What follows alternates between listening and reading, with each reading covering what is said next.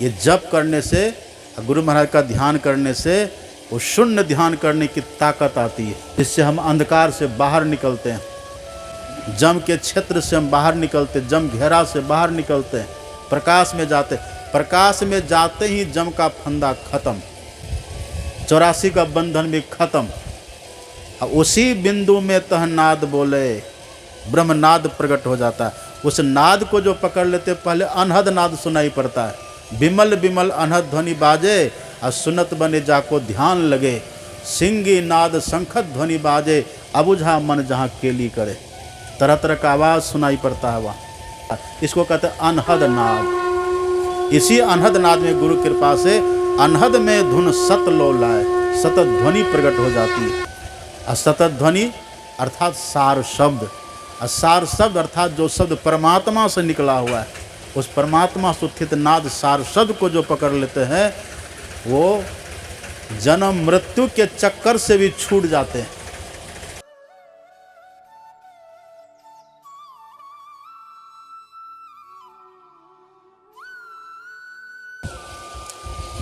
गोस्वामी तुलसीदास जी महाराज ने सत्संग को सरोवर कहा है।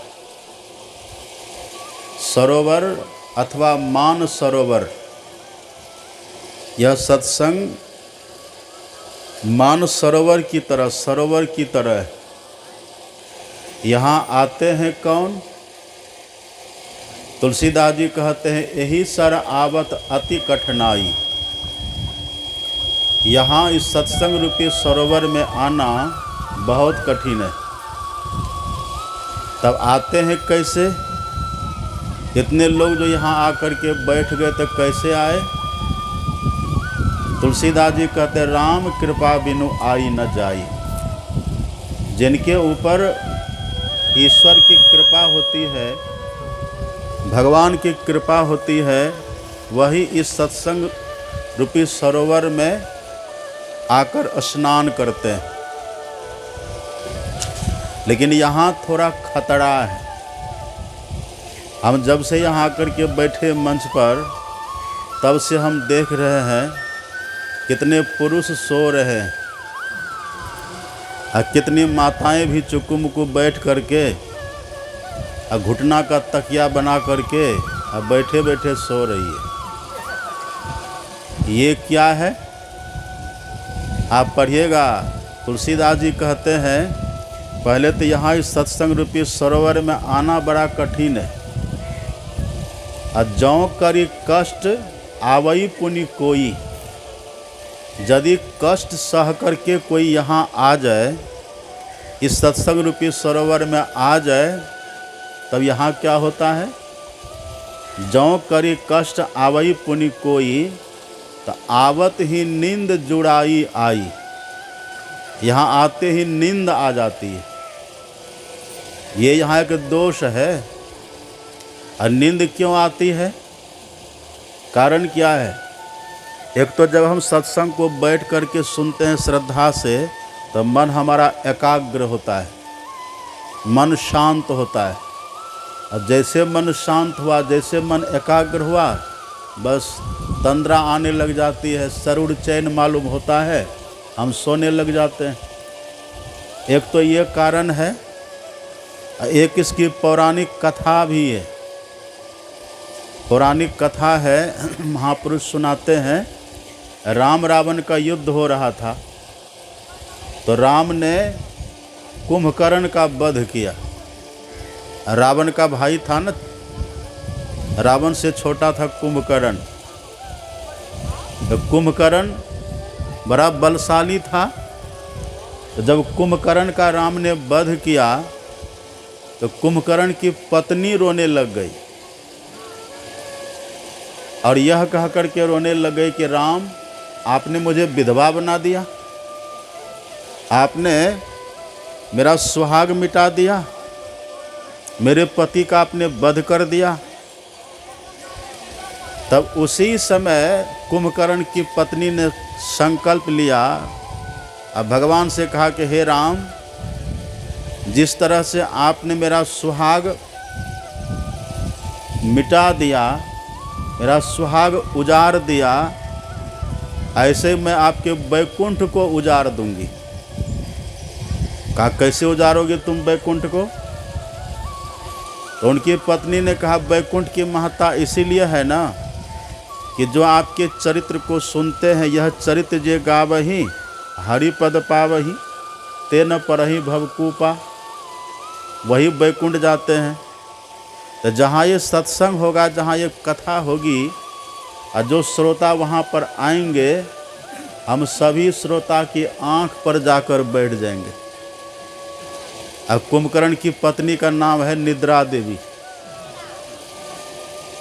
रावण की पत्नी का नाम तो सब कोई जानते हैं, मंदोदरी, सबको पता है।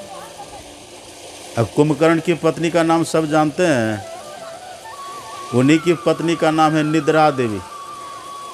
तो निद्रा देवी ने कहा कि राम, जिस तरह से आपने मेरे पति का वध कर दिया, मेरे सुहाग को उजाड़ दिया, इसी तरह से मैं भी आपके बैकुंठ को उजाड़ दूंगी।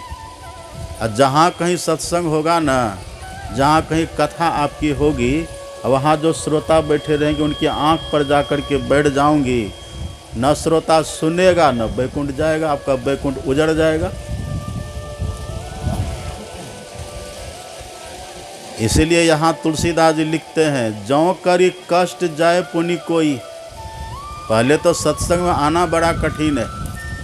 अभी आ रहे थे ना, रास्ते में देखे बहुत लोग रास्ते में जहाँ तहाँ बैठे हैं, कोई गप कर रहे हैं, कोई टहल रहे हैं, उनको सत्संग से मतलब ही नहीं है।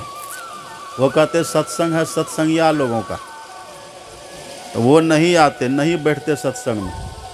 और जो कहीं ईश्वर कृपा से आ भी जाते हैं, यदि ईश्वर की कृपा हुई, राम कृपा बिनु आई न जाई, यदि किन्हीं पर भगवान की कृपा हुई है, यहाँ आ गए। यहाँ जो अभी हम लोग बैठे हैं ना सत्संग में, ये बिना ईश्वर की कृपा के नहीं बैठे। यदि ईश्वर की कृपा भी नहीं होती तो हम लोग यहाँ बैठते नहीं बैठते। यहाँ बैठने का मतलब है कि ईश्वर की कृपा से हम यहाँ बैठे हुए हैं।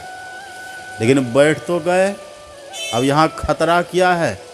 वही जाते ही नींद जुड़ाई आई। यहाँ आकर के बैठ गए, फल क्या होगा? करी न जाए सर मज्जन पाना। कोई तालाब में जाए, सरोवर में जाए और स्नान ही नहीं करे तो वहाँ जाने का फल मिलेगा उसको? मानसरोवर में कोई व्यक्ति चला जाए, जाना कितना कठिन है मानसरोवर, वहाँ कोई व्यक्ति चले जाए और वहाँ जा कर के वो स्नान ही नहीं करे तो कहिए क्या लाभ होगा? यदि स्नान कर लेंगे तब तुलसीदास जी कहते हैं इस सरोवर में स्नान करने का बड़ा फल है। मज्जन फल देखिए तत्काला, आ काक हो ही पी कर बकऊ माराला। यदि इस सरोवर में आके कोई स्नान करे ना तो कौआ कोयली हो जाता है और बोगला हंस हो जाता है। मतलब कटुवादी मृदुवादी हो जाता है, मृदुभाषी हो जाता है। और जो मांसाहारी है वो शाकाहारी हो जाता है। लेकिन यहाँ आकर के सुनेंगे तब तो करी न जाए सर मज्जन पाना। यहाँ आकर के बैठ तो गए, लेकिन यहाँ बैठे बस शांत हुए, मन एकाग्र हुआ, सो गए। अब सो गए तो काम से गए। करी न जाए सर मज्जन पाना, अब फिर आवई समेत अभिमाना। हम देख रहे थे बीच में कितना लोग उठ उठ करके जा रहे हैं, उठ उठ करके कितने लोग चले गए। एक जगह से सत्संग हो रहा था तब बहुत लोग आकर के बैठे, उसी में एक बूढ़ी माता भी आकर के बैठी। हम दूरे करके बोलते हैं, माइक को ठीक करिए, माइक सही करिए। सुनिए ध्यान से सुनिएगा तो सुन लीजिएगा। अभी तो माइक की व्यवस्था है। अब पहले के समय में बिना माइक का ही सत्संग होता। अभी सुन रहे थे ना सुखदेव परीक्षित का संवाद, जहाँ सुखदेव जी कथा कर रहे थे, वहाँ 88,000 ऋषि मुनि लोग थे बैठे हुए। अब माइक नहीं था तब, और सब सुनते थे। कैसे सुनते थे? बिल्कुल पिन ड्रॉप साइलेंट, जिसको आप बोलते हैं ना, बिल्कुल शांत, स्तब्ध, मौन, नीरव, ऐसे रहते थे, सुन लेते थे। और जो चंचल बन कर के रहेंगे तो कितनों चिल्लाते रहेंगे। वही बूढ़ी आकर के बैठी और थोड़ी देर बैठी तो उसको नींद आई, झपकी लिया और उठ करके थोड़ी देर के बाद उठ करके बीच से चल दिया। करी न जा सरमज्जन पाना और फिर आवई समेत अभिमाना, लौट गई। उधर गए तो लोगों ने पूछा माता जी कहाँ गए थे? अरे हाँ गए थे सत्संग में। करी न जा सरमज्जन पाना, यहाँ सुना तो नहीं, इस सरोवर में आकर का स्नान तो नहीं किया। और जो बहोरी कोई पूछन आवा, और उससे यदि कोई पूछे कहाँ गए थे, तो हाँ गए थे सत्संग में, क्या सुने? तो सर निंदा करी ताही सुनावा। वो सत्संग की निंदा करके सुना देता है। बूढ़ी को पूछा कि माता जी कहाँ गए थे? गए थे सत्संग में, तो समाप्त हो गया? नहीं, तो पहले आ गए। वो बेकार सत्संग था। क्या हो गया? का महात्मा कहाँ से आ गया? कह रहा था दिल्ली में कुत्ता बीमार है। अब लड़कों ने सुना कि महात्मा बोल रहे थे दिल्ली में कुत्ता बीमार है। कहा चलो बाबा से पूछते हैं ये कौन बात हुई। यहाँ फुलवरिया में आकर के दिल्ली में कुत्ता बीमार की बात करे, कुत्ता तो कहीं बीमार हो सकता है। गए बाबा के पास, कहा कि बाबा आप सत्संग में क्या कह रहे थे कि दिल्ली में कुत्ता बीमार है? अब बाबा ने कहा कि नहीं हम तो ऐसा नहीं कहे हैं। बूढ़ी कहते बाबा हो के झूठ बोलते हैं, हम अपने कान से सुने का आप बोल रहे थे दिल्ली में कुत्ता बीमार है। अब बाबा हो के झूठ बोलते हैं। अब बाबा बेचारा पचड़ा में, बाबा कहते हम तो ये बोले नहीं थे कि दिल्ली में कुत्ता बीमार है। अब बूढ़ी कहते अपने कान से हम सुने, आखिर बात है हम तो ऐसा कुछ बोले नहीं हैं। तब जब बाबा याद करने लगे तो याद करते करते याद आया, करे हमने ये नहीं कहा था कि दिल्ली में कुत्ता बीमार है, हमने तो ये कहा था कि दिल्ली में कुतुब मीनार है। हम कहे थे दिल्ली में कुतुब मीनार है। अब बूढ़ी तो यहाँ आकर के सो गई, थोड़ा सोई थोड़ा सुनी, और उधर जा कर के सर निंदा करी, ताई उधर जाके निंदा कर रही है। तो बाबा ने कहा कि हम ये नहीं कहे थे, हम तो बोले थे दिल्ली में कुतुब मीनार है। अब बूढ़ी सुन लिया दिल्ली में कुत्ता बीमार है। यही बात है, सत्संग में पहली बात तो आना कठिन है, और यदि आ गए तो यहाँ पर विघ्न बहुत होता है। और यदि विघ्नों से बच गए, नींद से बचे, आलस से बचे, और गुनावन से बचे, शोर शराबा से बचे, गप सप से बच गए, और सुन लिए। कैसे सुने? तो दूसरी रति मम कथा प्रसंगा, रति के साथ, प्रेम के साथ। जानते ना सत्संग से मन भागता है। हमारे सदगुरु महाराज कहते हैं सत्संग से हटी भागे। मन सत्संग से हट हट करके भागता। कहाँ भागता है? तो विषयों में ही मन लगे, विषय की तरफ भागता है। इसलिए मौको करो सभागे, सत्संग में लगा दो। हमारे सदगुरु महाराज जी प्रार्थना करते हैं गुरु महाराज से, ईश्वर से कि हे प्रभु हमारे मन को सत्संग में लगा दीजिए। ये सत्संग में जब मन लगेगा तो हमारा सौभाग्य जगेगा। सत्संग में लगने से, मन लगाने से सौभाग्य जगता है। सौभाग्य जगे जब संत मिले, वही शुभ दिन वही शुभ घड़ी। जब सौभाग्य जगता है तो साधु मिलते हैं, सत्संग मिलता है, और वही शुभ घड़ी कहलाते, वही शुभ दिन है। तो यहाँ जो हम लोग अभी बैठ कर के सत्संग कर रहे हैं, ये ईश्वर कृपा से मिला हुआ है। अब कौन सत्संग हम लोग कर रहे हैं? हम लोग सदगुरु महाराज जी का सत्संग कर रहे हैं।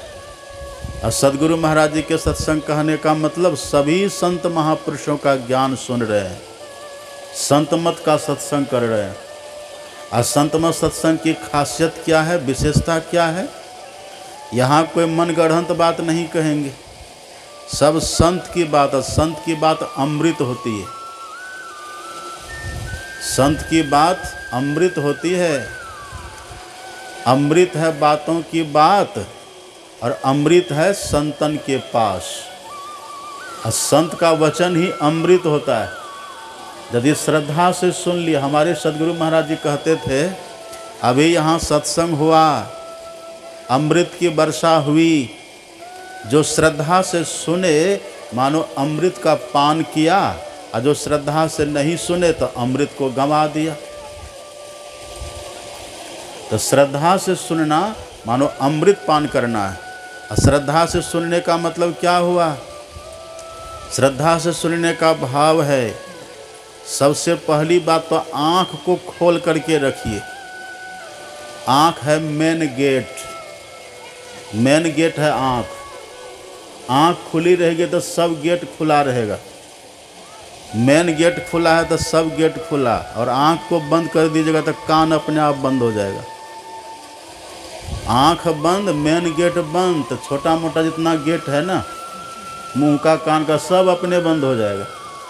तो सत्संग को श्रद्धा से सुनने का मतलब है कि सबसे पहले आँख को खोल करके रखिए। देखिए ना, अभी हम बोल रहे हैं, अभी कितना झपकी ले रहे हैं, कितना इधर भी झपकी ले रहे हैं, इधर भी झपकी ले रहे हैं। हम यहाँ से सबको देख रहे हैं। इसलिए सत्संग में एक नियम है। क्या नियम है? वक्ता को बैठाते हैं चौकी पर, और श्रोता को बैठाते हैं जमीन पर। जमीन पर बैठने वाले को क्या कहते हैं, जानते हैं ना आप? जमीन पर बैठने वाले को कहते हैं जमींदार, और चौकी पर बैठने वाले को चौकीदार कहते हैं। तो चौकीदार का क्या काम है? जमींदार को सचेत करते रहना, सावधान करते रहना। तो यहाँ से सावधान करते रहते हैं। तो श्रद्धा से सुनने का मतलब क्या हुआ? सबसे पहले तो आँख बंद मत करिए। सत्संग में आँख बंद करने का नियम नहीं है। पढ़िए न रामायण में, जीवन मुक्त ब्रह्म पर चरित सुनहि तजि ध्यान। लोग कहते आँख बंद करके ध्यान भी कर रहे हैं, सुन भी रहे हैं। नहीं, गलत बात है ये। सत्संग के समय ध्यान छोड़ करके तब सुनिए। चरित सुनहि कैसे? तजि ध्यान, ध्यान को छोड़ करके तब सुनना चाहिए। मतलब आँख को खोल करके बैठिए। सबसे पहली बात है सत्संग में, आँख को खोल करके बैठिए। और दूसरी बात है, जो वक्ता हो एक टक उनको देखिए, इधर उधर दृष्टि मत भटकाइए। एक टक उनको देखिए, आँख खोल करके बैठिए। और सत्संग में बैठिए तो ढंग से बैठिए, पलथी मार करके बैठिए। जो आसन से आप बैठ के ध्यान करते हैं ना, उसी आसन से सत्संग में भी बैठना चाहिए। सत्संग भी एक प्रकार का ध्यान माना गया है। सत्संग को योग कहते, पढ़ते हैं ना, प्रातःकाल के सत्संग में पाठ करते हैं ना हम लोग, बुद्धि योग। बुद्धि योग का मतलब क्या होता है? सत्संग। मतलब सत्संग एक योग है। तो जिस आसन से आप बैठ करके ध्यान करते हैं ना, ध्यान करने के लिए जो आसन आपको दीक्षा में बताया गया है, उसी आसन से बैठ करके सत्संग भी सुनना चाहिए। हाँ, जब पैर दर्द करने लगे तो थोड़ा सा हिला लीजिए, थोड़ा सा नीचे करके फिर चढ़ा लीजिए। आसन की आदत लग जाएगी। तो श्रद्धा से सुनने का भाव देखिए। पहली बात तो आँख खोल करके बैठिए, एक टक वक्ता को देखिए, और ध्यान वाला आसन से बैठिए। और चौथी बात है, मन ही मन आँख खोल करके देखते भी रहिए, सुनते भी रहिए, और मन ही मन जप करते रहिए। जप करते रहेंगे और तब सुनेंगे तो ज़्यादा फल है। ये श्रद्धा से सुनना है। विश्वासो गुरुवाक्येषु स्वस्मिन् दिनत्व भावना मन दोष जयश्चैव कथयाम निश्चला मति। मन को स्थिर करके और चंचलता के दोष को खत्म करके, वक्ता के वचन पर विश्वास करके और दीनता का भाव लेकर के तब जो बैठ कर के सुनते हैं, इसी को कहते सत्संग को श्रद्धा से सुनना। इतना यदि गुण है तो सत्संग को श्रद्धा से सुन रहे हैं। इसके सुनने का फल क्या होगा? मज्जन फल देखिए तत्काला। काक हो ही पिग बकऊ मराला, कौवा कोयल हो जाता है। इसका मतलब क्या है? कौवा कोयल कब होगा? अब कौवा की बोली देखिए, किसी को अच्छी लगती है? कौवा कौं कौं कौं कौं करते फिरता है। यदि किसी के छप्पर पर, किसी के मुंडेर पर कौवा आकर के बैठे तो ढेला मार करके उड़ा देते हैं। कोई उसको सुनना नहीं चाहता, कटु उसकी वाणी कटु लगती है, कौवा का बोल कटु लगता है। लेकिन जब कोयली बोलती है तब ये कितना कान पथार करके लोग सुनते हैं। तो सत्संग में आने वाले की वाणी सबसे अच्छी हो जाती है। वाणी अच्छी किसकी होती है?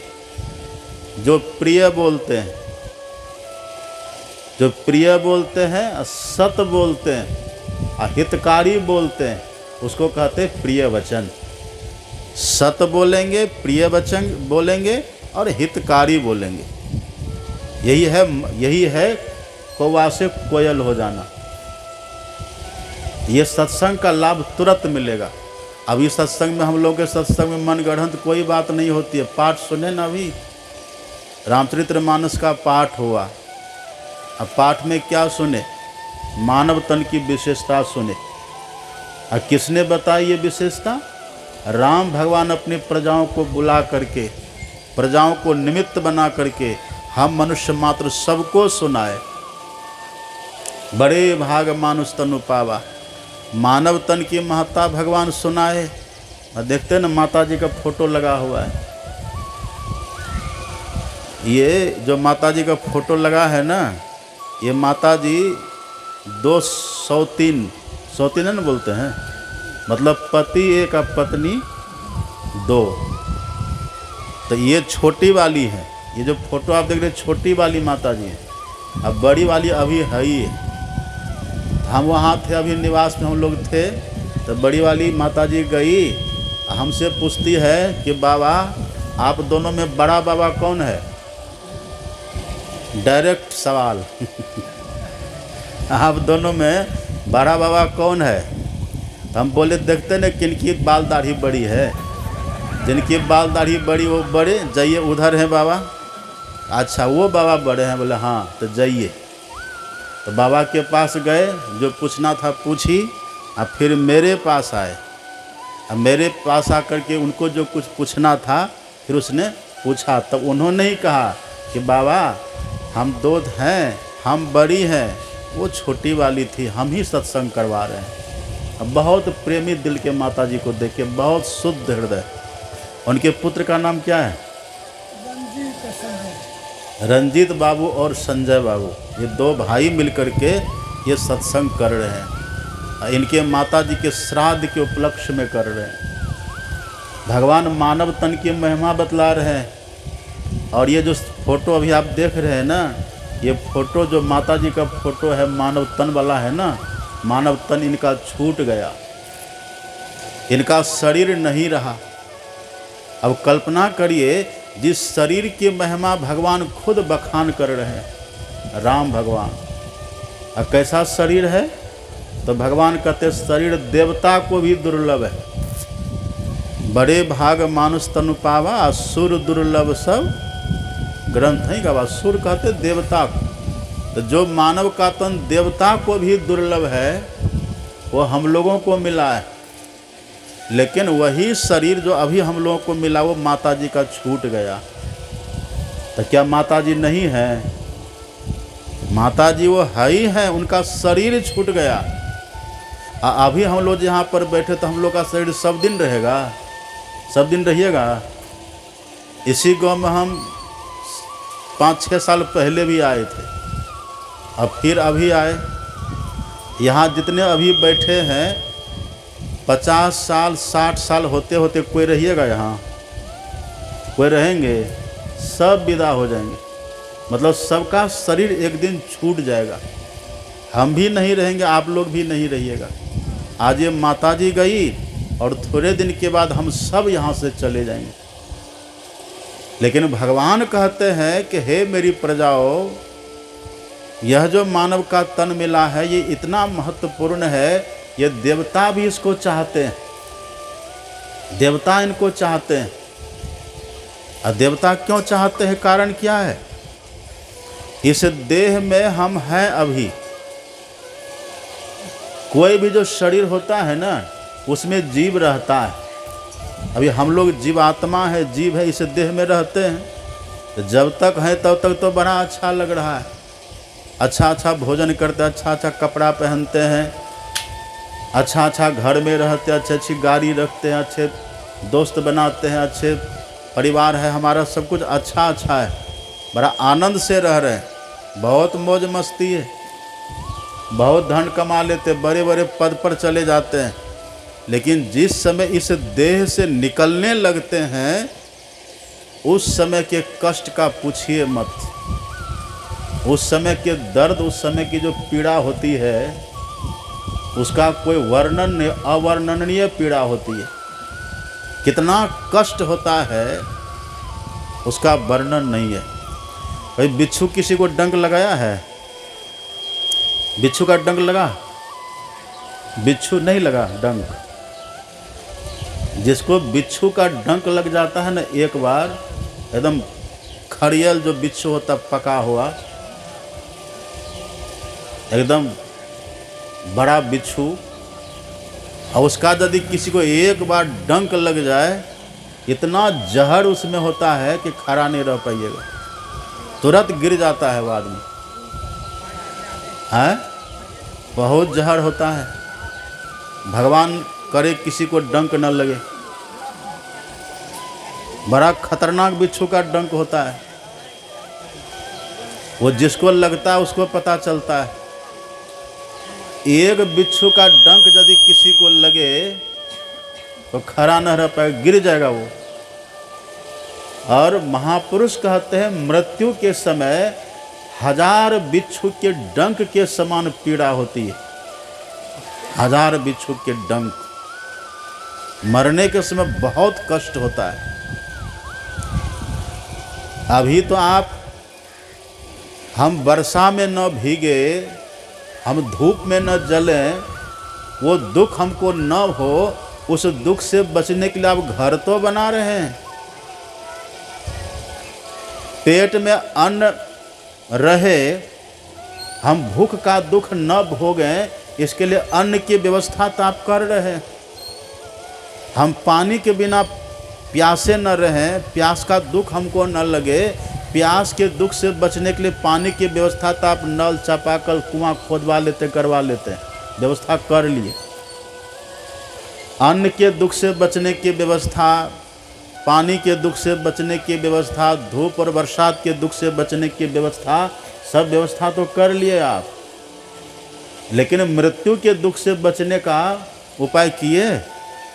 यही उपाय यहाँ पर बतलाते थे। देखते हैं उठ उठ के सब भाग रहा है। कहाँ भाग करके जाइएगा? जहाँ आपके कल्याण की सब व्यवस्था तो हम कर रहे हैं। अभी यदि यहाँ किसी को पता चले नहीं कि हमारे ऊपर मुकदमा हो गया है, अब पुलिस आने वाली है, तो शांति से बैठिएगा? क्या करेंगे आप? पुलिस से हम कैसे बचेंगे, पुलिस की पकड़ से हम कैसे बचेंगे, उसके लिए आप व्यवस्था करिएगा। क्या करिएगा? अब गांव के मुखिया जी के पास जाके मिलिएगा, किसी एमएलए एमपी से जाकर के मिलिएगा। अब आपको कोई कह दे कि पुलिस आ रहा है आपको पकड़ने के लिए, आप पहले से एमएलए एमपी के पास है तो वहाँ से भागिएगा और कहेगा देखिए आप हमको बचा लीजिए, पुलिस आ रही है। एमएलए एमपी चाहे तो आपको बचा सकता है, ऐसे ही काल से कौन बचाएगा? पुलिस तो किसी के जीवन, पुलिस सज्जन के जीवन में पुलिस आती है।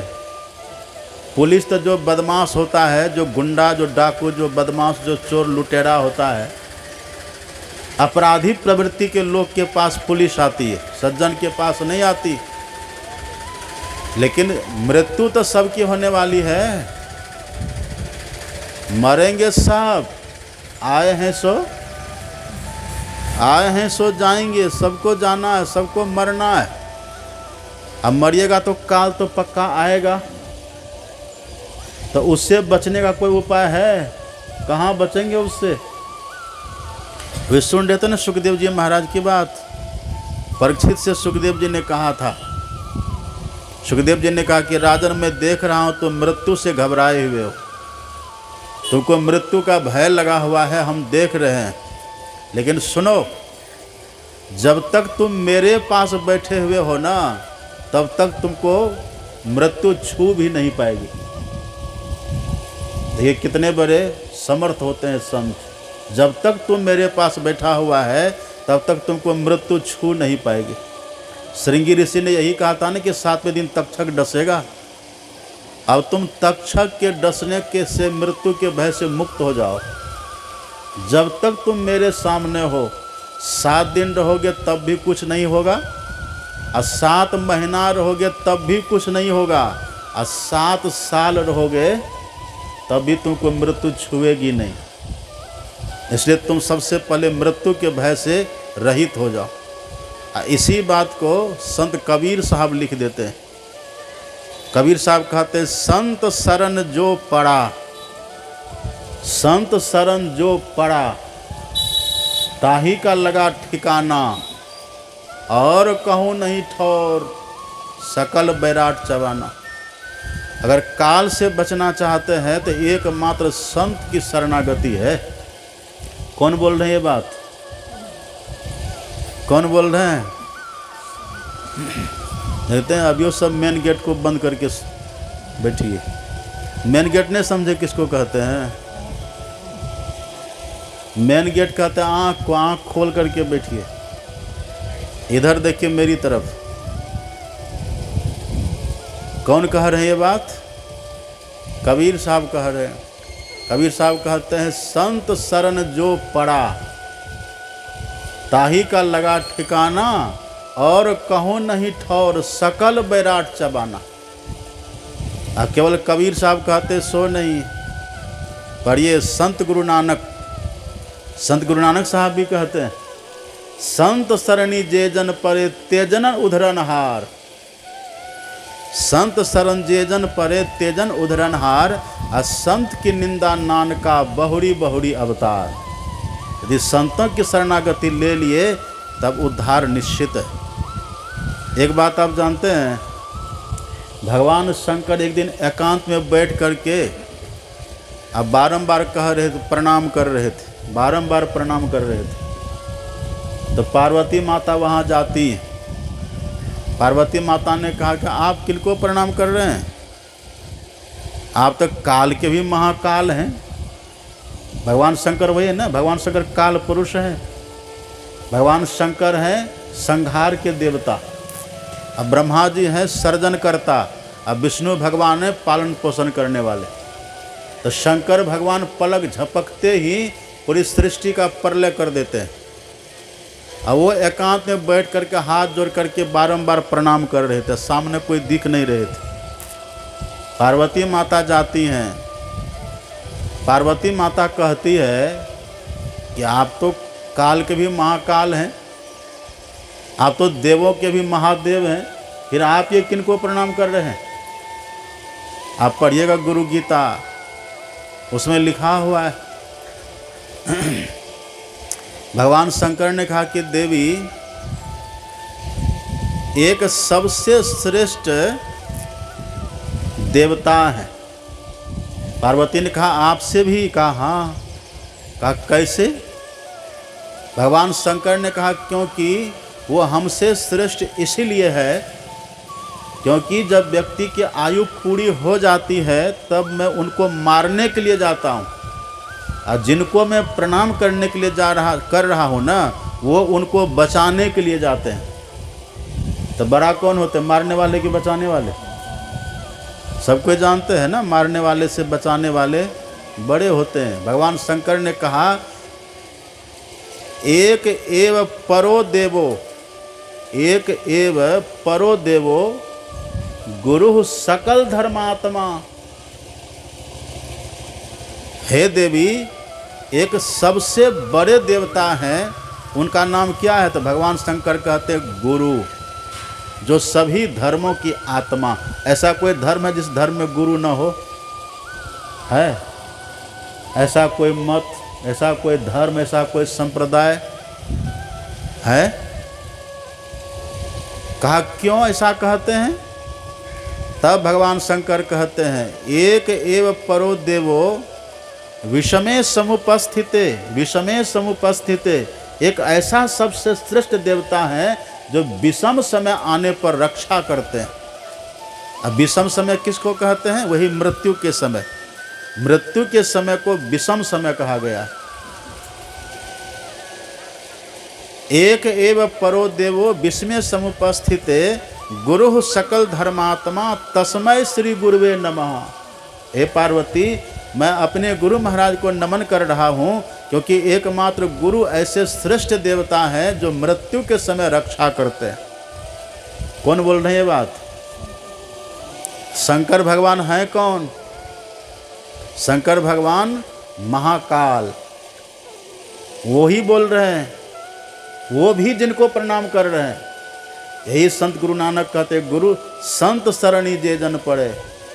कबीर साहब कहते, संत शरण जो पड़ा ताही का लगा ठिकाना। उन्हीं का ठिकाना लगता, संत ही बचाते हैं।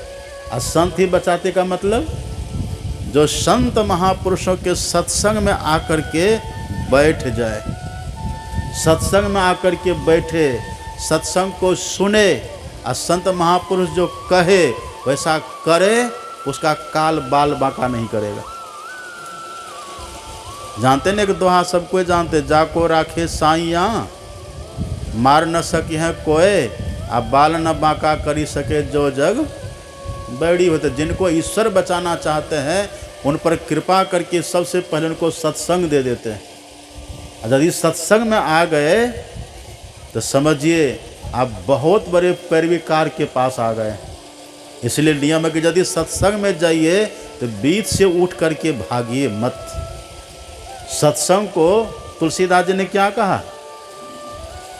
देही सत्संग निज अंग श्री रंग, भव भंग कारण शरण सोकारी। तुलसीदास जी कहते सत्संग क्या? भगवान का निज अंग है। ये भगवान का निज अंग। जैसे आप देखते हैं ना, कोई पिता हो चाहे कोई माँ हो, ये देखिए देखिए झुपनी पूजा खेल रहे हैं, देवी सवार होती है निद्रा देवी। एक गांव में हम गए तो एक माता जी बैठ गए तो हमसे ऐसे झुक रही थी। हम कहे क्या हो रखा? कि देवी सवार हो गई है। तो हमने कहा यहाँ तो एक ही देवी सवार है, सत्संग में तो ढेर देवी सवार होती है। ये कितने झुकते रहते हैं लोग। झुकिए मत, सीधा होकर बैठिए। क्या कह रहे थे हम? क्या कह रहे थे? ये जो सत्संग है ना, देखिए जैसे कोई माँ है, माँ अपने बच्चे का हाथ पकड़ ले, अब माँ चली जा रही है, हाथ पकड़ी हुई है। अब बच्चा माँ का हाथ छुड़ा करके सांप को पकड़ने जाए तो बच्चा का भला होगा? होगा भला? माँ कहते रहे उधर सांप है मत जाओ, लेकिन बच्चा वो जबरदस्ती हाथ छुड़ा करके सांप को पकड़ने जाए तो भला है बच्चा का? ऐसे सत्संग भगवान का अंग है। सत्संग में आकर के हम बैठे, श्रद्धा से बैठे, अब बीच में सत्संग से उठ करके चलना, बहाना आप कुछ भी बना लीजिए। एक बार पूज्य देवरा बाबा का नाम आप सुने ना, पूज्यपाद देवरा बाबा, वो कहीं बैठ करके सत्संग कर रहे थे, कुछ लोग उनके सामने बैठे थे, सत्संग उनका चल रहा था।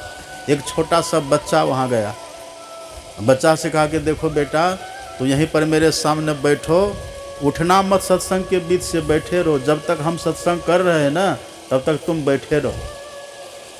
अब बाबा कह दिए, अब बच्चा था बैठा भी, और थोड़ी देर के बाद बाबा थोड़ा सा वहाँ से हटे, थोड़ा सा उधर गए, सत्संग से हट करके उधर बाबा गए, इधर बच्चा भी गया। जैसे उधर रोड पर गया, उधर से ट्रक आई और कुचल करके चली गई। अब बाबा तो जानते थे, अंतर्जामी त्रिकालदर्शी थे। जैसे बाबा वहाँ कहा, वो बच्चा कहाँ गया? कहा वो तभी चला गया। कहा तो वो गया वो, अब पता चला कि ट्रक से वो दब करके मर गया। ये कहानी पूज्य संत शिशु सूर्य जी महाराज सुनाते थे हम लोगों को, पूज्य देवरा बाबा की कहानी। ये सत्संग क्या, ये भगवान का अंग है। तो यदि सत्संग में जा कर के हम बैठ गए तो बड़ी श्रद्धा से, प्रेम से सुनते रहना चाहिए। ये सत्संग में श्रद्धा से, प्रेम से सुनेंगे तो समझिए काल से बचने का उपाय कर रहे हैं। घर आप बनाते तो समय लगता है कि नहीं? घर बनाने में धूप से, बरसात से बचनी है आपको, तो घर बनाते समय लगता है कि नहीं? ये व्यवस्था आप करते हैं तो धूप से, बरसात से बचने की तो व्यवस्था आप कर लिए, भूख से बचने की व्यवस्था कर लिए, प्यास से बचने की व्यवस्था कर लिए, काल से बचने की व्यवस्था किए। यही सत्संग है। अब सत्संग में आ गए, संत महापुरुष के पास आ गए तो बच गए, आ गए। अब वो जो कहते हैं वैसा करिए तो बचिएगा। इसके लिए हमारे सदगुरु महाराज जी लिख देते, पढ़िएगा पदावली में। हमारे सदगुरु महाराज जी कहते हैं, माग भूखा बाघ काल के मुख परोरे बाबरे। बाबरे किसको कहते हैं? बाबरे कहते पगले को। पगले किसको कहते? जो बात को समझे नहीं। संत महात्मा समझा के कहते, संत महात्मा समझाते हैं, ये हम अपना अकल लगाते, तो ऐसे को बाबरे कहते हैं। अरे पगले, तुम जो उपाय कर रहे हो ना बचने का, वो उपाय व्यर्थ चला जाएगा। माग भूखा काल बाघ के मुख परोरे बाबरे, तो इससे कैसे बचिएगा? हमारे सदगुरु महाराज जी कहते, होश कर चेतो सवेरे। अब बचो, बचिएगा कैसे?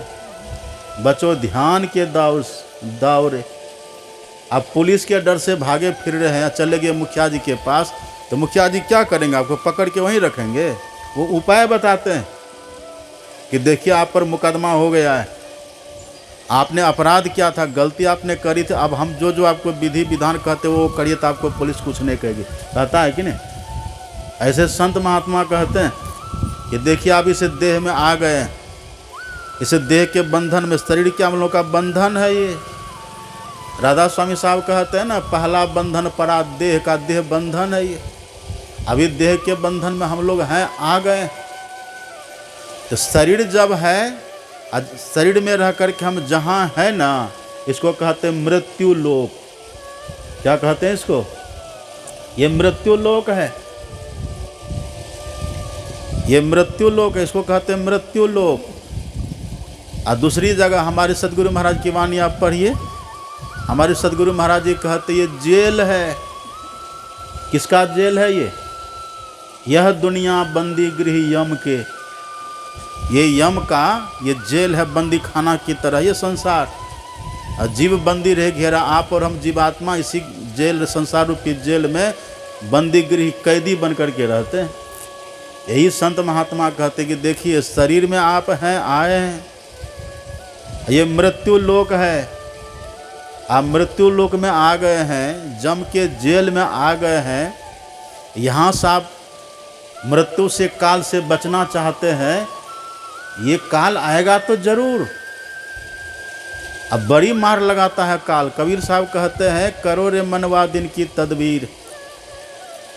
सुन रहे हैं? जागा महादेव, आँख खोल के बैठिए सब।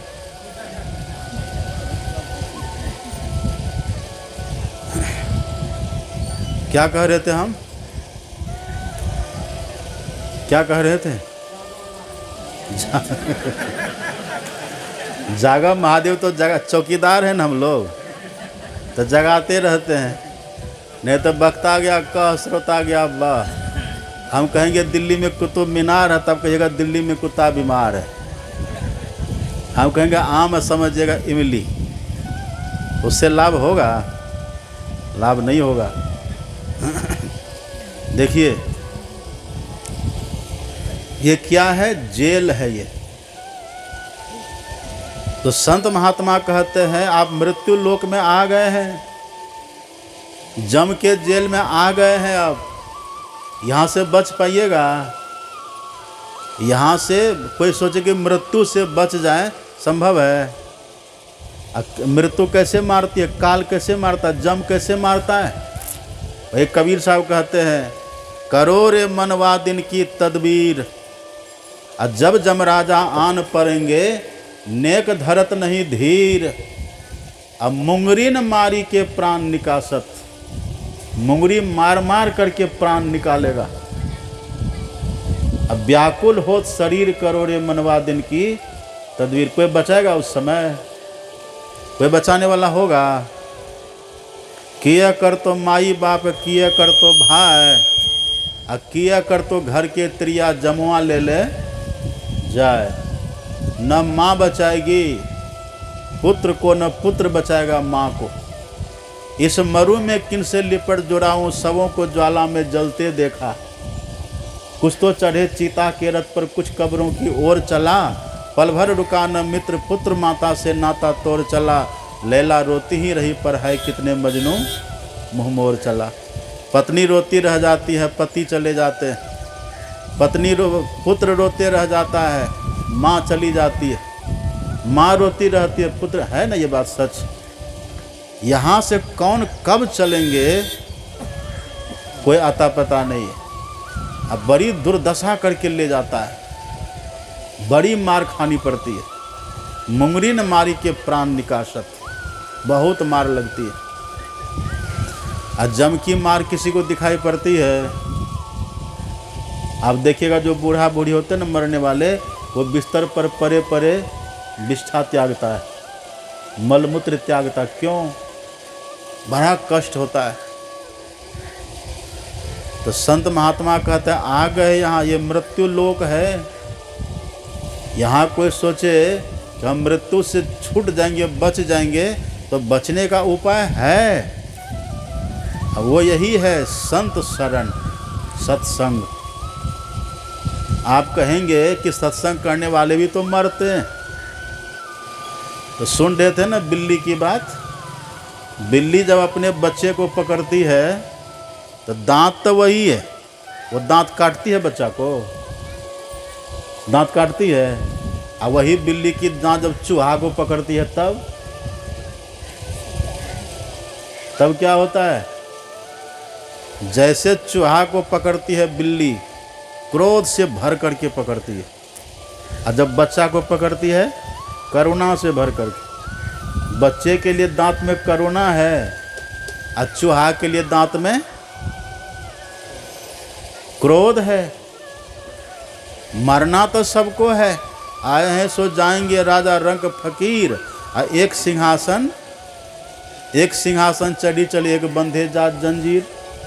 तो जो भगवान के भक्त हैं वो शरीर छोड़ करके आराम से जाते हैं, और जो भक्त नहीं है, जो संत की युक्ति नहीं जाने हैं, उनको शरीर छुड़वा करके तब लेकर के बांध करके ले जाया जाता। संत महात्मा झूठ बोलेंगे? अब गीता का 15वां अध्याय पढ़िएगा। श्री कृष्ण भगवान ने कहा है अर्जुन से, उत्क्रामंतम स्थितम वापि भुंजानम वा गुणान्वितम विमूढ़ा नानुपश्यन्ति पश्यन्ति ज्ञान चक्षुषः। कृष्ण भगवान कहते हैं जिनके पास ज्ञान की दृष्टि होती है, मतलब जिनके पास दिव्य दृष्टि है, जिनके पास आत्मदृष्टि है, ये आत्मदृष्टि वाले, ज्ञान दृष्टि वाले जो महापुरुष होते हैं, अभी इस देह में हम कैसे हैं वो ये भी देखते हैं, पता चलता है। हमारे सदगुरु महाराज जी कहते थे मेरे पास ऐसे ऐसे लोग आते हैं, ऐसा ऐसा विचार लेकर के आते, यदि उनके मन की बात में कहने लगो तो मेरे पास कोई नहीं आएगा। वो सबको जानते हैं। रामायण को पढ़िए, जब विभीषण जी गए थे ना राम के पास, तो राम ने विभीषण जी से कहा था, खल मंडली बसहु दिन राति सखा धर्म निवही कही बात है। सखे तुम खल के साथ में रहते थे, अपने धर्म का निर्वहन कैसे करते थे? और फिर भगवान कहते मैं जानूं तुम्हारी सब नीति, मैं सब कुछ जानता हूँ, तुम कैसे जी रहे हो और जी रहे थे। भगवान कहते मैं सब जानता हूँ। हमारे सदगुरु महाराज जी कहते हैं ऐसे ऐसे लोग आते हैं और उसके मन में ऐसा ऐसा विचार चलता है, ऐसा ऐसा करतूत ऐसी ऐसी करनी होती है, यदि उनके मन की बात में कहूँ सब भाग जाएगा। तो अभी जो हम जी रहे हैं, भगवान कहते वो भी देखते हैं संत महापुरुष हमारी क्या स्थिति परिस्थिति है। और जब इस देह से निकलने लगेंगे ना, इस देह से जब निकलने लगेंगे हम, उत्क्रामंतम, जो इस देह से निकलने लगेंगे, उस समय भी संत महापुरुष देखते हैं कि देखो अभी इस देह से निकल रहे हैं। जिनको ये लग रहा है कि सदगुरु महाराज जी फोटो मात्र है, उनको लाभ नहीं होगा।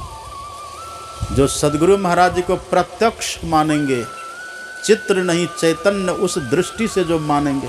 अब पदावली में भजन पढ़ते हैं ना, अंग संग हर वक्त रहता है ना गुरु महाराज की वाणी। अंग संग हर वक्त रहता, प्रकट हो आता नहीं। सदगुरु महाराज जी सदैव साथ रहते हैं। तो जब मृत्यु का समय आता है तो भले बगल में बैठा है बेटा, वो नहीं देखता है, माँ बैठी है वो नहीं देखती है, अड़ोसी पड़ोसी सब बैठे हैं। और उस समय लोग कहते कि पहचानते हैं इनको, वो क्या पहचानेगा, वो तो पीड़ा से परेशान है। लेकिन उसी समय भगवान कृष्ण कहते हैं संत देखते हैं, सदगुरु जिनके पास वो आत्मदृष्टि है ना, जिनके पास ज्ञान चक्षु है, वो देखते हैं कैसे से देह से निकल रहा है। तो भगवान शंकर कहते हैं कि हे देवी, यही जो सबसे बड़े देवता है ना, संत सदगुरु, उनको मैं प्रणाम करता हूँ, क्योंकि वो अंतिम में रक्षा करते हैं। अंतिम को वो रक्षक है, हम तो भक्षक हैं। भगवान शंकर तो प्रलय के देवता है ना, भगवान शंकर प्रलय के देवता हैं। और संत सदगुरु रक्षा के देवता, वो रक्षा करते हैं उस समय। वो भगवान कृष्ण कहते वो देखते हैं। आप पढ़िएगा संत गुरु नानक की वाणी, वे कहते हैं प्रीतम जानी लेहु मन माही, अपने सुख में सब जग बध्यो को काहू को नाही, सुख में आन सब मिली बैठत रहत चहुदिसी घेरे, अब विपत्ति परे सब ही संक्षारत को नहीं आवत नेड़े, घर की नारी बहुत हित जासों रहत सदा संग लागी, और जब यह हंसा तज है काया प्रेत प्रेत करी भागी, ऐसो जग व्यवहार बन्यो है तासो नेह लगायो, अंत काल नानक बिन सतगुरु को काम न, अंत काल नानक बिन सतगुरु। देखिए यही वही भगवान शंकर कह रहे, एक एव परो देवो विस्मय समुपस्थित, गुरु सकल धर्मात्मा तस्मै श्री गुरुवे नमः। गुरु नानक कहते हैं अंत काल नानक बिन सतगुरु को काम न आयो, कोई काम नहीं देगा। एक संत सदगुरु, क्यों? क्योंकि संत सदगुरु देखते हैं कि देखो ये अब निकल रहा है, उस समय थोड़ी कृपा कर देते, इनको निकलने में कष्ट न हो, वो जमदूत से बचाते, निकलने में कष्ट न हो, रक्षा करते हैं गुरु महाराज, बचाते हैं। अभी हम कैसे हैं देह में, ये भी संत सदगुरु महाराज देखते हैं। ऐसे देह से हम कैसे निकलते हैं, वो भी उनकी दृष्टि में है। सुन रहे हैं? और निकल करके कहाँ गए, पूछिए भी संजय बाबू से, माता जी कहाँ गए, बता देंगे, बताएंगे? आप लोग बताइएगा, कोई नहीं बता पाएंगे, लेकिन सदगुरु महाराज को पता है कि ये कहाँ गई है। एक बार सदगुरु महाराज जी नेपाल गए थे, हमारे सदगुरु महाराज जी नेपाल में कोई सत्संगी था, वो मर गए थे, तो उन्हीं के पुण्यतिथि होगा, या फिर वो पुण्यतिथि होगी या श्राद्ध होता है ना, वही कोई अवसर था, तो सदगुरु महाराज जी गए थे वहाँ नेपाल सत्संग करने के लिए। पत्रिका में एक ये प्रसंग निकला था, हम लोग पढ़े थे शांति संदेश में। तो सदगुरु महाराज जी वहाँ गए, सत्संग के समय सत्संग कर लिए, और सत्संग के बाद थोड़ा टहलने निकले, तो बगल में एक बगीचा था, कोई गार्डन, उसमें चले गए अकेले, लाठी लेके, छड़ी लेके सदगुरु महाराज जी अकेले। और घर वाले जो बुलाए थे, तो सदगुरु महाराज जी किधर गए, बोले टहलने गए, तो वो भी चले गए।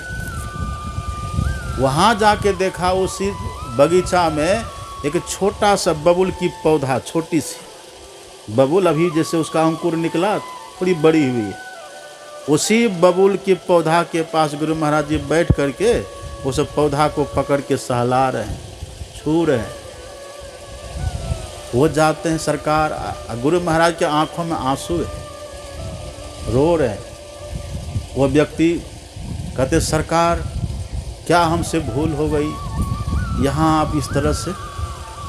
तब सदगुरु महाराज जी ने कहा कि देखो तुम्हारे पिताजी ये बगीचा लगाए थे, और मृत्यु के समय को बगीचा की याद आ गई। शंकर भगवान का वचन है, देहावसान समय चित्त यद्यद् भावेत तत्तदेव भवेत् जीव इत्येव जन्म कारणम। यम यम वाप्य श्रवण भावम त्यजंते अंत कलेवरम तम तमेवेति कौन्तेय सदा तद भाव भाविता। हम एक ही बात, भगवान कृष्ण भी और भगवान शिव भी एक ही बात कहते हैं। मृत्यु के समय व्यक्ति जो भावना करता है वैसा वो हो जाता है ना। ये कब होगा? जब तक अंधकार में है। अंधकार में है, सत्संग खूब करते, ध्यान खूब करते, लेकिन प्रकाश नहीं हुआ।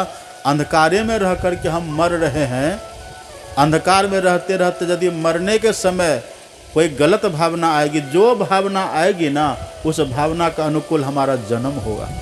अंधकार में जब तक है तब तक वो होगा। सदगुरु महाराज जी ने कहा कि ये तुम्हारे पिताजी खुद से बगीचा लगाए थे और इनको बगीचा से बहुत प्रेम था। मृत्यु के समय इनको इसी बगीचा की याद आ गई। उसी याद में इन्होंने देह छोड़ा और देह छोड़ करके बबूल का पेड़, देखो पौधा ये बन करके जन्म लिया। ये तुम्हारे पिताजी हैं। आप और हम पहचान पाएंगे? ये कृष्ण भगवान का वचन है। विमूढ़ा नानु पश्यन्ति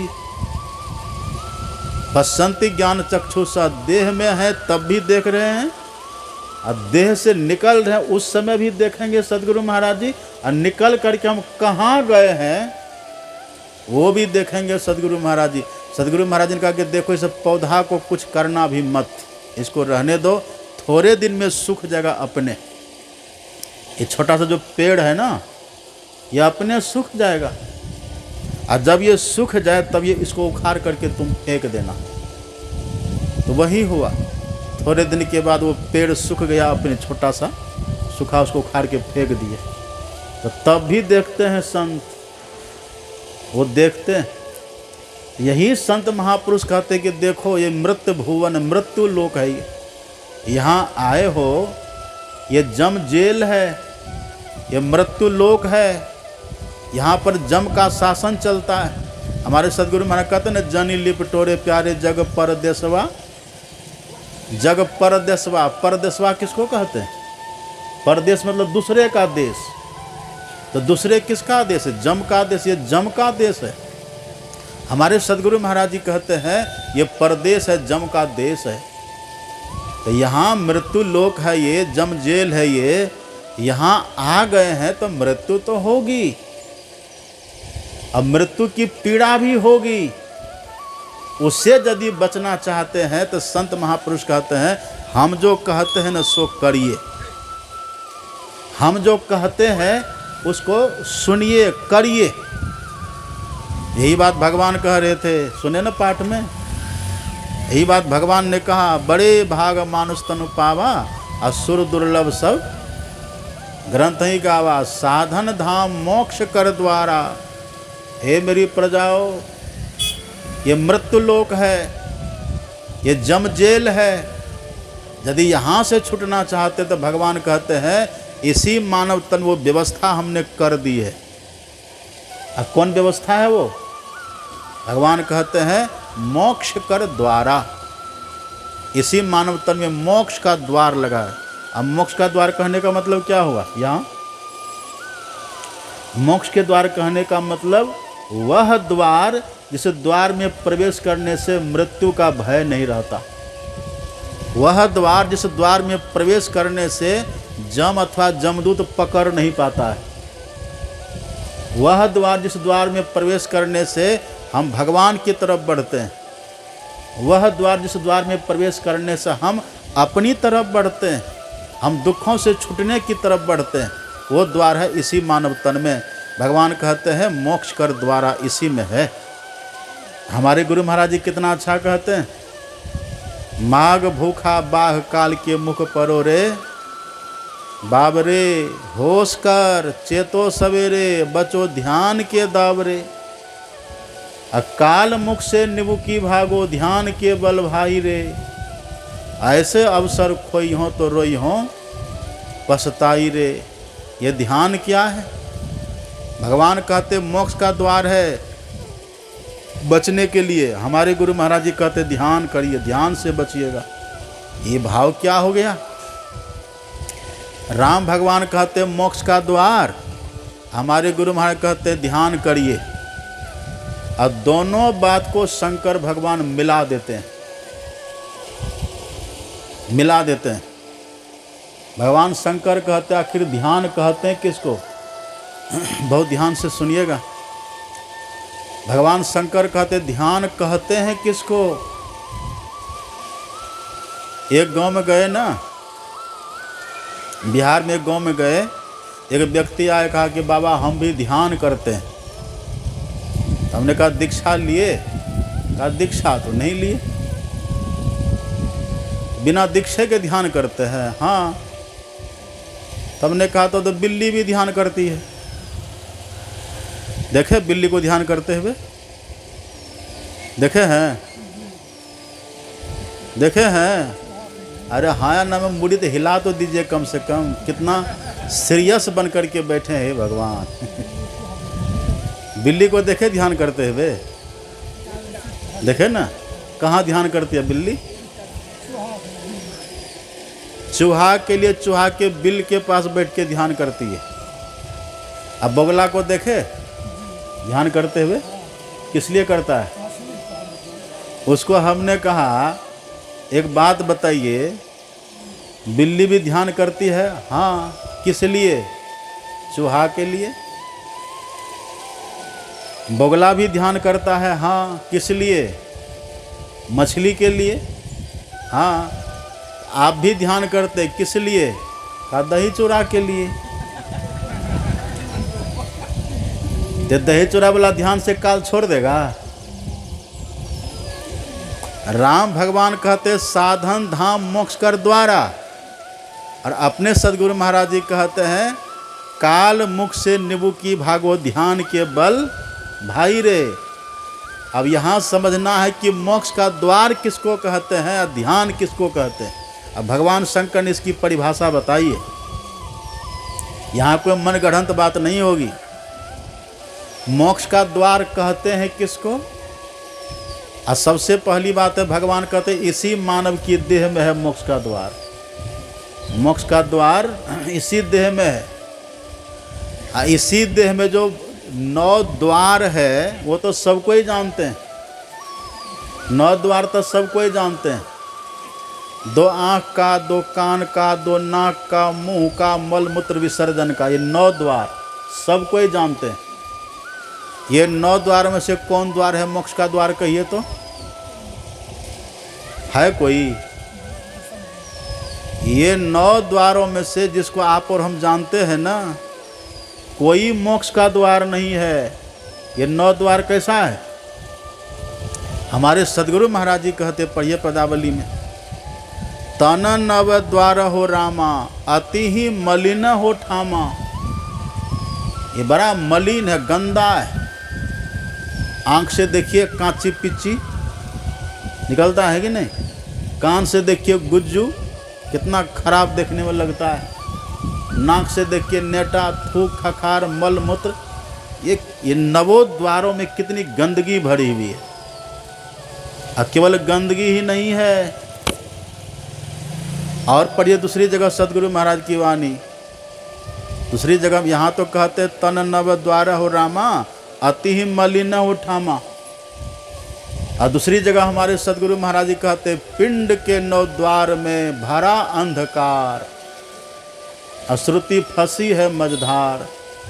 जो 9 द्वार अभी हमारा है ना, इस 9 द्वारों में अंधकार भरा हुआ है। और केवल सदगुरु महाराज जी कहते सो बात नहीं है, और सभी संत कहते हैं। अब संत गरीबदास जी महाराज की वाणी पढ़िए।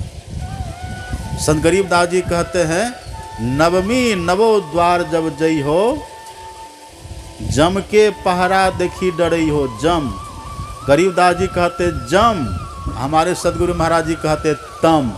एक ही बात है, जहाँ तम वहाँ जम।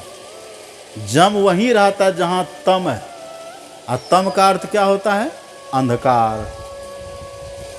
जहाँ तम है, जहाँ अंधकार है, वहीं जम की पकड़ होती है।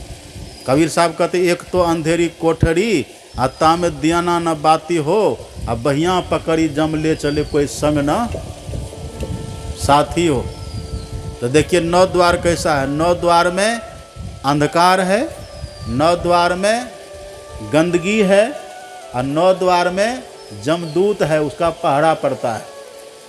ये 9 द्वार में से कोई भी द्वार मोक्ष का द्वार नहीं है, इसका पता हम लोगों को नहीं है। ये कौन जानते हैं? इस द्वार को कौन जानते हैं? पढ़िएगा गुरु महाराज की वाणी में, सदगुरु महाराज जी कितना अच्छा कहते हैं, यह जानता कोई राजदान, गुरु की शरण जो ली, इनके सिवा न आन जो मदमान चलन ली।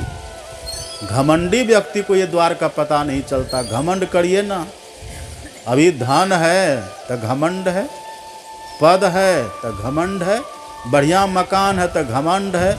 जवानी जब तक है तब ये तक ना, अब बूढ़ा जब होइएगा, बूढ़ा होइएगा ना तो जवानी तो ख़त्म हो जाएगी और धन सब बाल बच्चा आपका ले लेगा, लेगा कि नहीं? अब मकान में आप ही घूमिएगा, एक कोना में खटिया लगा देगा, एक किसी कोना बरामदा पर खटिया लगा देगा। मकान से भी गए, धन से भी गए और जवानी के बल सामर्थ्य से भी गए, तब मोछ फिर पाइएगा, तब मोछ पड़ताल देंगे हम लोग, सब खत्म हो जाएगा। ये कौन जानते हैं? इन घमंड को जो जवानी में छोड़ दे, बाल्यावस्था में छोड़ दे और संत की शरणागति ले ले। यह जानता कोई राजदान, गुरु की शरण जो ली। गुरु महाराज इसका भेद बतलाते, संत सदगुरु इनका भेद बतलाते, संत ही इसका भेद बतलाएंगे। बाकी तो आप जाइए ना, कहीं कोई माला पकड़ा देगा, कोई मूर्ति पकड़ा देगा, अब माला फेरते रहिए, मूर्ति को नहाते धुलाते रहिए, करते रहिए। बिन दया संतन की में ही जानना, इस राह को हुआ नहीं होता नहीं वो होनहारा है नहीं। ये संत की कृपा से मिलता है, ये भेद कोई जानते हैं। तो संत उस द्वार का, जिसको कहते मोक्ष का द्वार, उसका भेद संत हमको बताते हैं। उसी द्वार का नाम है, क्या नाम है उसी द्वार का? उसी द्वार को कहते हैं शून्य द्वार। क्या कहते हैं? शून्य द्वार। मोक्ष का द्वार कहिए, और उसी को कबीर साहब कहते हैं भक्ति द्वार, उसी को भक्ति द्वार भी कहते हैं। और राम भगवान उसी को मोक्ष द्वार कहते हैं, और जिसको मोक्ष द्वार कहते हैं उसी को दशम द्वार भी कहते हैं। सब आगे बढ़िए, थोड़ा थोड़ा आगे बढ़िए, रास्ता खाली कर दीजिए। श्री सदगुरु महाराज की, आगे बढ़ जाइए। सड़क पर पंडाल है तो दिक्कत तो होगी ही। अब बस हम खत्म कर देंगे। श्री सदगुरु महाराज की जय। शांत हो जाइए, बस अब खत्म करते हैं। क्या कह रहे थे हम? हाँ, जिसको देखिए, जिसको दशम द्वार कहते हैं ना, उसी को मोक्ष द्वार भी कहते हैं। मोक्ष द्वार, दशम द्वार और भक्ति द्वार। भक्ति द्वारा सांकरा राई दसमें भाव, कबीर साहब कहते हैं, उसी को भक्ति द्वार भी कहते हैं। और उसी को शून्य द्वार भी कहते हैं, उसी को शून्य भी कहते हैं, उसी को बिंदु भी कहते हैं। भगवान शंकर से पूछा कि भगवान ध्यान कहते हैं किसको, आप कृपा करके बतलाइए। तब भगवान शंकर ने जो बतलाया है ध्यान की परिभाषा, यानी कि फलाना ने कहा ऐसे ध्यान करो, ढकाना ने कहा ऐसे ध्यान करो, वो नहीं। जो हमारे आदर्श भगवान हैं, जो हमारे आदर्श देवता हैं, ये धरती, ये भारत, ये संसार राम कृष्ण शिव का है ना, हम लोग कहते हैं ना। देखिए, इन महापुरुषों ने जो कहा, जो संत कबीर ने कहा, जो संत गुरु नानक ने कहा, उनकी बात माननी चाहिए। शंकर भगवान ने देखिए कितना सुंदर बतलाया। हमारे सदगुरु महाराज जी कहते हैं, बच्चों ध्यान के दौरे, तो ध्यान कहते हैं किसको?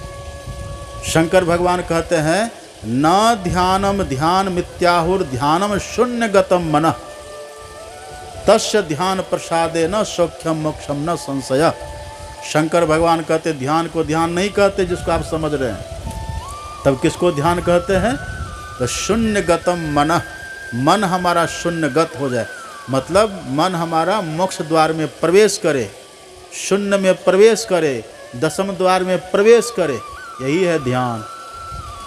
जिस विधि से हम दशम द्वार में प्रवेश कर सकेंगे वही है असली ध्यान। उसी को दशम द्वार भी कहते हैं और उसी को बिंदु भी कहते हैं। क्या कहते हैं? बिंदु भी कहते हैं, ज्योतिर्बिंदु, तेजो बिंदु। देखिए भगवान शंकर क्या कहते हैं? ध्यानम शून्यगतम मनः। अब तेजो बिंदु उपनिषद पढ़िए, उपनिषद के ऋषि वेदांत ज्ञान, वहाँ कहते हैं तेजो बिंदु परम ध्यानम विश्वात्म हृदय संस्थितम। उपनिषद के ऋषि कहते हैं तेजो में बिंदु का ध्यान परम ध्यान है, और शंकर भगवान कहते हैं शून्य ध्यान परम ध्यान है। तो शून्य ध्यान कहिए या बिंदु ध्यान कहिए एक ही बात है, या दृष्टि योग कहिए एक ही बात है, या अग्नि की ज्योति का योग कहिए फिर भी वही बात है, या राम भक्ति चिंतामणि कहिए एक ही बात है, या शंकर भजन कहिए, भगवान शंकर जानते हैं ना, और एक गुपुत मत सब ही कहूँ कर जोरी, आप शंकर भजन बिना नर भगति न पावई मोरी। शंकर भजन भी कहिए तब भी वही बात है। ये कितनी बड़ी बड़ी बातें हैं। यही बिंदु ध्यान दृष्टियों की साधना, शंकर भजन, ये वाला जो करेंगे वही काल के मुख से बच पाएंगे, वही बचेंगे। इस देह में अभी हम कैदी हैं बने हुए, जम जेल में हैं, हम मृत्यु के मुख में हैं। झूठे सुख को सुख कहे मानत है मन मोद, और जगत चवेना काल का कुछ मुख में कुछ गोद। कबीरा गर्व न कीजिए काल गहे कर केस, न जाने कित मारी है क्या घर क्या परदेश। यही से बचने, यही इसी मानव तन में ये द्वार है। इसीलिए भगवान कहते हैं सुर दुर्लभ, ये देवता को भी दुर्लभ है, ये देह देवता भी चाहते हैं। आपको आश्चर्य होगा देवताओं की भी मृत्यु होती है। आपको आश्चर्य होगा ब्रह्मा जी की भी मृत्यु होती। गीता का 8वां अध्याय पढ़िएगा, भगवान कहते आप ब्रह्म भुवनालोका पुनरावर्तिनो अर्जुन, सब के सब पुनरावर्तन, सब के सब मृत्यु के मृत्यु, जन्म मृत्यु के चक्कर में सब पड़ा हुआ है। इस द्वार में जो प्रवेश करे तो परिणाम क्या होगा? अंधकार रहेगा। 9 द्वार में अंधकार है, इसलिए हमारे गुरु महाराज कहते पिंड के 9 द्वार में भरा अंधकार, अश्रुति फंसी है मझधार। तो करो क्या? त्यागी चढ़ो दसम द्वारे, 10वां द्वार में घुसिए। और 10वां द्वार में क्या है? जैसे 10वां द्वार में आप प्रवेश करेंगे तम फटे, अंधकार फट जाएगा। तम फटे ज्योति भरे, प्रकाश से भरा हुआ संसार दिखेगा। और जैसे प्रकाश दिख गया तब क्या होगा? प्रकाश दिखते ही भा प्रकाश मिटल अंधियारी, सुख भयल बहुत तेर है, और गुरु कृपा की कीमत नहीं मिटल 84। अब बबूल का पेड़ नहीं बनिएगा। अंधकार में है तो पेड़ पौधा भी बन सकते हैं। अंधकार में है तो भरत जी की कहानी पढ़ते हैं ना भागवत में, भरत मृगा बन गया था, वो नहीं बनेंगे अब वो नहीं बनेंगे। अब जब भी मरेंगे तो सुख से संसार से जाएंगे, और जन्म लेंगे तो 84 लाख में कभी नहीं जाएंगे, बारंबार मानव का तन में आएंगे, मानव शरीर ही मिलेगा। और यदि उसी प्रकाश मंडल में, उसी प्रकाश में अथवा उसी ज्योतिर्बिंदु में, बिंदु में तहनाद बोले, अभी तो पूरा संसार वर्णात्मक नाम के पीछे ही पागल है। वर्णात्मक नाम से पूरा काम नहीं बनता। वर्णात्मक नाम जिसका हम जप करते हैं वो भी जरूरी है। एक मंत्र का जो ठीक ठीक जप करेंगे, एक रूप का जो ठीक ठीक ध्यान करेंगे, उन्हीं को अपने भीतर में 10वें द्वार का ध्यान ठीक से बनेगा। अब कोई सोचे कि हम गुरु महाराज का ध्यान मानस ध्यान न करें, अथवा जो हमारे इष्ट हैं, चाहे कोई भी हो, राम हो, कृष्ण हो, शिव हो, दुर्गा काली भगवती, जिनके जो इष्ट हैं उनका ध्यान हम नहीं करें, और सीधे हम भगवान शंकर का शून्य ध्यान करें, सीधे हम कृष्ण भगवान का नासाग्र ध्यान करें, सीधे हम उपनिषद का बिंदु ध्यान करें, होगा संभव? संभव नहीं है। हमारे गुरु महाराज जी लिखते हैं, पढ़िएगा। हमारे सदगुरु महाराज जी कहते, यदि कोई इष्ट का मानस ध्यान दर्शन न करे और चाहे कि दृष्टियोग की साधना करें, वो परा धरती छुअन आकाशा की तरह असंभव है, नहीं कर पाएगा वो। तो ये जरूरी है। इसलिए हमारे गुरु महाराज जी सूत्र दे देते हैं, रटा दिए हम लोगों को। रोज हम लोग गाते हैं,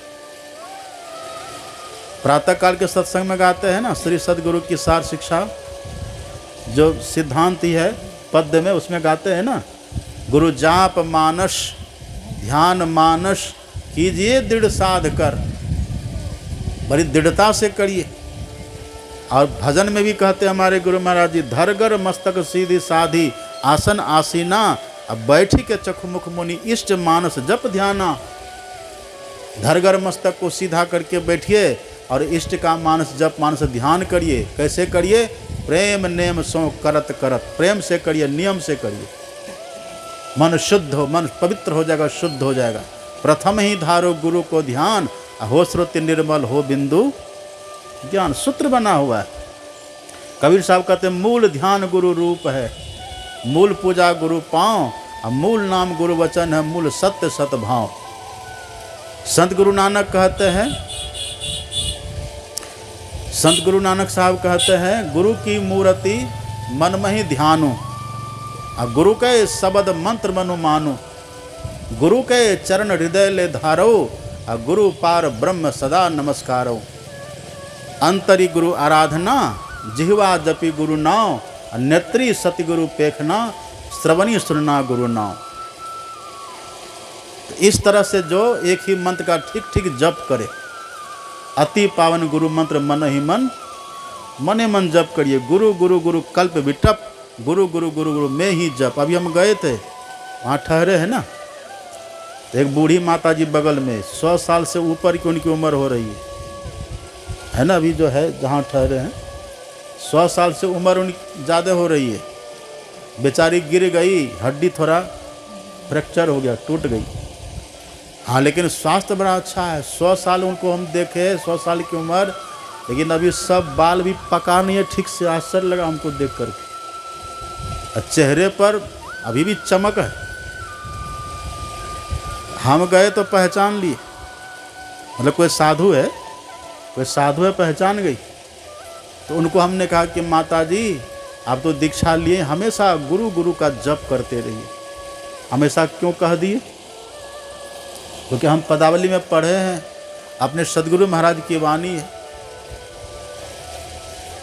हरदम रटो कभो न हटो, तो ही छेड़ेगा न काल। जो निरंतर मंत्र को जप करते रहेंगे, काल उनको कुछ नहीं कर सकता। तो जो निरंतर जपेंगे, उनको काल छेड़ेंगे नहीं, और जो जप करना छोड़ देंगे तो उसको काल छोड़ेगा नहीं। इसलिए तो गुरु गुरु गुरु कल्प विटप, गुरु गुरु गुरु में ही जप, और गुरु जाप जपन साचो तप सकल काज सारणंग। ये जप करने से, गुरु महाराज का ध्यान करने से, वो शून्य ध्यान करने की ताकत आती है, जिससे हम अंधकार से बाहर निकलते हैं, जम के क्षेत्र से हम बाहर निकलते, जम घेरा से बाहर निकलते हैं, प्रकाश में जाते। प्रकाश में जाते ही जम का फंदा खत्म, 84 का बंधन भी खत्म। और उसी बिंदु में तह नाद बोले, ब्रह्मनाद प्रकट हो जाता है। उस नाद को जो पकड़ लेते, पहले अनहद नाद सुनाई पड़ता है, बिमल बिमल अनहद ध्वनि बाजे, और सुनत बने जाको ध्यान लगे, सिंगी नाद शंखत ध्वनि बाजे, अबुझा मन जहाँ केली करे। तरह तरह का आवाज़ सुनाई पड़ता है, वहाँ सुनाई पड़ती है। आदो जलधि जीमूता भेरी निर्झर संभव, मध्य मर्दल शब्दाभो, घंटा काहल जस तथा, अंत्य तो किंकिनी बंस, बिना भ्रमर निस्वन। ये बिना की आवाज़, भौरा की कुंजार, बांसुरी की आवाज़, मजीरा की, करताल की, सब तरह का शब्द साधक वहाँ सुनता है। सिंगी की आवाज़, भेरी की आवाज़, सब वहाँ सुनाई पड़ेगा। बादल की गर्जना, शंख का नाद, सब सुनाई पड़ता है। इसको कहते हैं अनहद नाद। इसी अनहद नाद में गुरु कृपा से अनहद में धुन सत लो लाए, सतत ध्वनि प्रकट हो जाती है। और सतत ध्वनि अर्थात सार शब्द, और सार शब्द अर्थात जो शब्द परमात्मा से निकला हुआ है, उस परमात्मा से उत्थित नाद सार शब्द को जो पकड़ लेते हैं वो जन्म मृत्यु के चक्कर से भी छूट जाते हैं। ये 3 बात अब तक मैंने कही, अगर ध्यान से सुने होइएगा, बस ख़त्म कर रहे हैं। पहली बात सुनिए ध्यान से अगर, पहली बात, यदि अंधकार में रह करके सत्संग ध्यान कर रहे हैं, बड़ी श्रद्धा से प्रेम से अंधकारे में रह के मर गए, रक्षा करेंगे गुरु महाराज, ये बात पक्की। रक्षा करते सदगुरु महाराज, आपको बचाएंगे कष्ट से यदि सत्संग किए। और यदि दीक्षा लेकर के अंधकार से पार हो गए बिंदु ध्यान करके, तो आप स्वयं से अंधकार के घेरे से पार हो करके जम के घेरा को तोड़ करके निकल गए। अब मृत्यु में आपको कोई कष्ट होगा ही नहीं। जाता जोगी किन्हो न पावा। अब जम के बिना पकड़ से आप आराम से इस देश से निकलेंगे। अब फिर कभी 84 में नहीं जाना पड़ेगा। प्रकाश होने से 84 का चक्कर खत्म हो जाता है। और जो शब्द की साधना कर लिया, उनको जन्म मृत्यु का ही चक्कर खत्म। अब न जन्मना है न मरना है। इसी को रोज़ हम लोग गाते, हमारे सदगुरु महाराज जी ने रटा दिया है। आवागमन सम दुख दूजा है नहीं जग में कोई, इसके निवारण के लिए प्रभु भक्ति करनी चाहिए। तो प्रभु भक्ति है क्या? गुरु जाप मानस ध्यान मानस कीजिए दृढ़ साध कर, इनका प्रथम अभ्यास कर श्रुति शुद्ध करना चाहिए। घटतम प्रकाश व शब्द पटत्रय जीव पर है छा रहे, कर दृष्टि ध्वनि योग साधलीय हटाना। तो यही है ईश्वर भक्ति। ये जो करेंगे उसका कल्याण है। तो माता जी का चित्र देख रहे हैं आप, भले शरीर इनका छूटा है लेकिन माता जी हैं। कहाँ हैं? दीक्षा ली तो होगी नहीं है, सत्संगी थी, गुरु महाराज के शरण में हो गई है। अब फिर से मनुष्य बनेगी, अब फिर से साधना प्रारंभ इनकी होगी। यही करते करते एक जन्म ऐसा आता है कि हम साधना में पूर्ण होकर के शाश्वत जीवन को पा लेते हैं। यही संत मत की देन है। तो सबको चाहिए कि संत मत से जुड़ करके रहना चाहिए। हमारे गुरु महाराज जी कहते हैं ना, संत मता बिनु गति नहीं, और सुनो सकल दे कान, और जो चाहो उद्धार को बनो संत संतान। तो आप सब तो सत्संगी है ही हैं, और अपनों को सत्संग से जोड़िए, पूरा परिवार को सत्संग से जोड़िए।